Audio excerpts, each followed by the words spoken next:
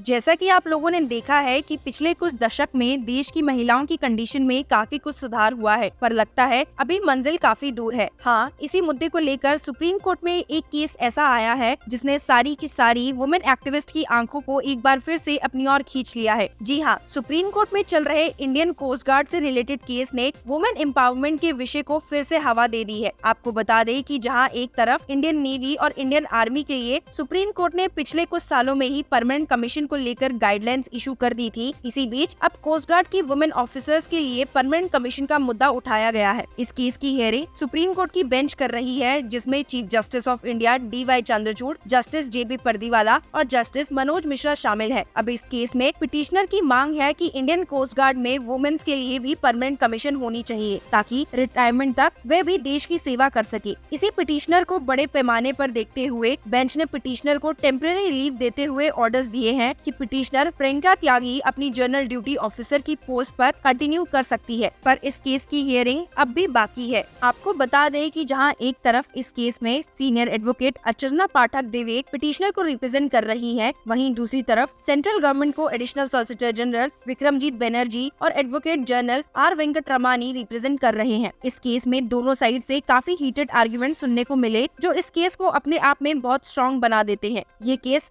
न केवल अभी के लिए बल्कि आने वाले बहुत टाइम तक प्रेसिडेंट के तौर पर याद रखा जाएगा, just like 2020 Supreme Court judgment, जिसमें वुमेन को परमानेंट कमीशन के ऑर्डर मिले थे। आपको ये बात जानकर हैरानी होगी कि सुप्रीम कोर्ट ने उन पिटीशन को भी अपने पास ट्रांसफर कर लिया है जो सिमिलर सब्जेक्ट मैटर पर दिल्ली हाई कोर्ट में पेंडिंग थी। इस केस में देखना ये होगा कि कोस्ट गार्ड में वुमेन्स को परमानेंट कमीशन मिलती है या नहीं। तो आइए सुप्रीम कोर्ट में हुई बड़ी हलचल को देखते हैं। तो सबसे पहले आपको बता दें कि सुप्रीम कोर्ट ने इस मुद्दे पर चिंता जाहिर करते हुए कहा है that Indian coast guard unfortunately continues to remain an outlier in terms of compliance with the directions to grant permanent commission to women officers. इस पर additional solicitor general Supreme Court द्वारा पिटिशनर को दी हुई रिलीफ पर कहते हैं कि ऐसी एक वुमेन को रिलीफ देना जो कोर्ट में आ रही है सही नहीं है। ट्रीटमेंट सबके लिए सेम होना चाहिए, तो जो रूल्स बने हैं वो सबके लिए सेम बने हुए हैं। She instant petitioner got the benefit because she could approach this court, there will be others on the short list. इस पर सुप्रीम कोर्ट कहती है कि ये केस अब एक वुमेन पर ही खत्म नहीं होगा, अब बात उसकी भी होगी कि सेंटर दूसरों के साथ भी क्या कर रही है। Bench held that forget about her case, we will now deal with what you do to others, we are the Supreme Court, we will see that justice is done for women in ICJ। इसी पर गर्म होते हुए supreme court अपनी बात रखते हैं और कहते हैं we have to be the flag bearer and march with the nation. Earlier women could not join the bar और be fighter pilots, but now. Hearing में आगे बढ़ते हुए बेंच सेंटर को फटकार लगाती है और कहती है कि जहां पार्टी नारी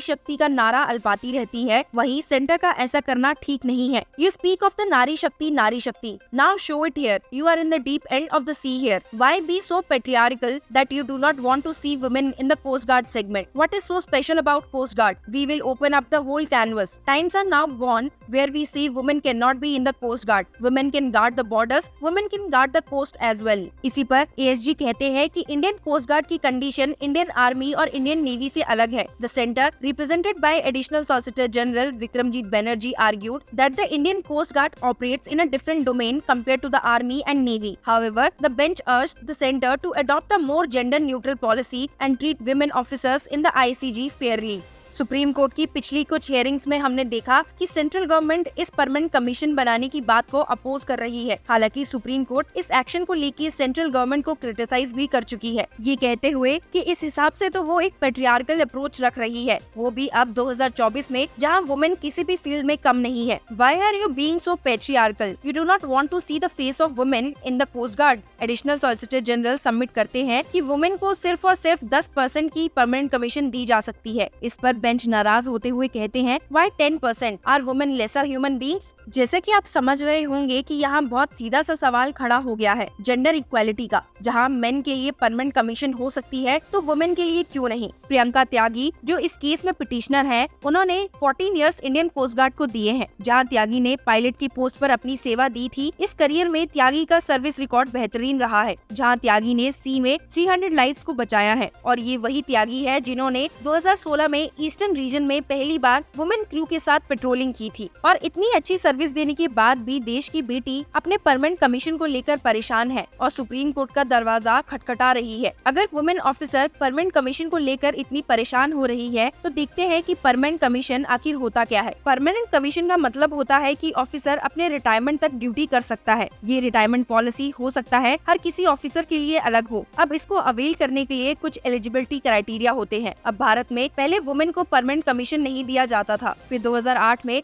दिल्ली हाई कोर्ट ने अपना रुख बढ़ा लिया, जिसके बाद वुमेन्स को कुछ रिस्ट्रिक्शंस के साथ परमानेंट कमीशन दिया जाने लगा। उसमें मेनली 2 कंडीशंस थी कि परमानेंट कमीशन प्रोस्पेक्टिव वे में दिया जाएगा, ना कि रेट्रोस्पेक्टिव वे में, और ये परमानेंट कमीशन कुछ ही कैडर के लिए इशू हो सकती है, ना कि सभी कैडर्स के लिए, जिसको बाद में चैलेंज किया गया। तो साल 2010 में वुमेन को कुछ रिलीफ मिला, बट उसके अगेंस्ट सुप्रीम कोर्ट में भी अपील कर दी गई। अब जब सुप्रीम कोर्ट में केस पेंडिंग था, उसी बीच यूनियन गवर्नमेंट ने 8 कॉम्बैट सपोर्ट सर्विसेज में परमानेंट कमीशन इशू करने का फैसला किया, बट वो सिर्फ प्रोस्पेक्टिव वे में। पर कहानी अभी सुप्रीम कोर्ट में बाकी थी। सुप्रीम कोर्ट ने अपना फैसला 2020 में सुनाया, जिसमें वुमेन को परमानेंट कमीशन ऑप्ट करने की परमिशन दे दी गई। पर अभी भी इंडियन कोस्ट गार्ड की सर्विस इस मुद्दे से दूर थी, जिसको अभी के टाइम पर चैलेंज किया जा रहा है। हम इन मुद्दों पर सेंट्रल गवर्नमेंट की तरफ रुख करते हैं। सेंट्रल गवर्नमेंट को हम देखते हैं कि 2019 में परमानेंट कमीशन इशू करती है, बट फिर सभी कैडर्स को शामिल नहीं किया जाता। फिर उसके बाद पार्लियामेंट द्वारा एक बिल पास होता है, जिसमें वुमेन रिजर्वेशन को लेकर बात होती है। पर आज की कंडीशन में वही सेंट्रल गवर्नमेंट सुप्रीम कोर्ट में उस वुमेन को मिलने वाले राइट्स को अपोज कर रही है। इस बात को दूसरे तरीके से देखा जाए तो एक जगह सेंट्रल गवर्नमेंट वुमेन रिजर्वेशन देने की बात कर रही है ताकि इसको लेके अवेयरनेस बढ़े,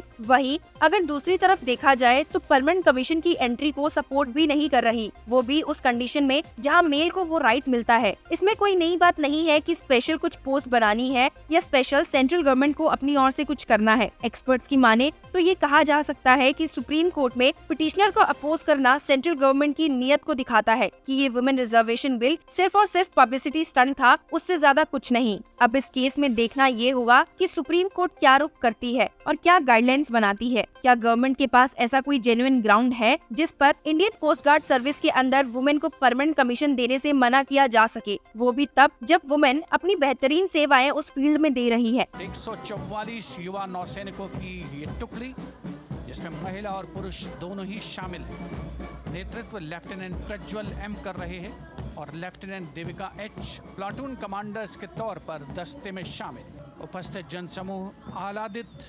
रोमांचित, गौरवान्वित।